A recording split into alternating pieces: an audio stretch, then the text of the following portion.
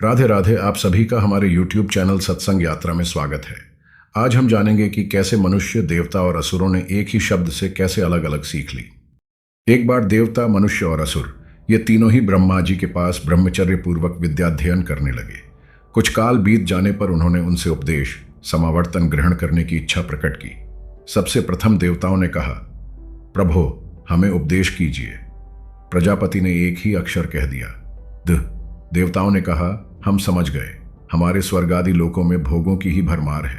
उन्होंने लिप्त होकर हम अंत में स्वर्ग से गिर जाते हैं, अतएव हमें दूर से दमन अर्थात इंद्रिय संयम का उपदेश कर रहे हैं। तब प्रजापति ब्रह्मा ने कहा, ठीक है, तुम समझ गए। फिर मनुष्यों ने प्रजापति से कहा, आप हमें उपदेश कीजिए।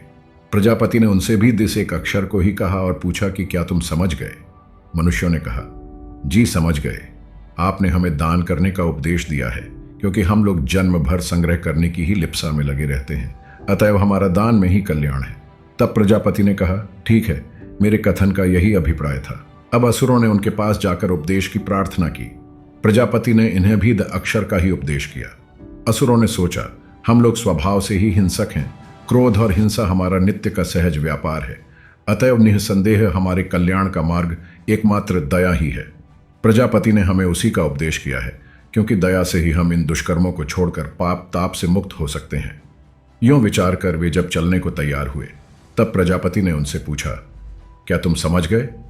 असुरों ने कहा, प्रभो आपने ही हमें प्राणी मात्र पर दया करने का उपदेश दिया है। प्रजापति ने कहा, ठीक है, तुम समझ गए।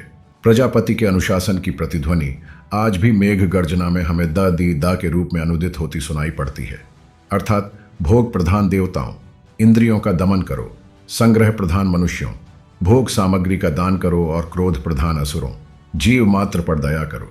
इससे हमें दम, दान और दया तीनों सीखना तथा अपनाना चाहिए।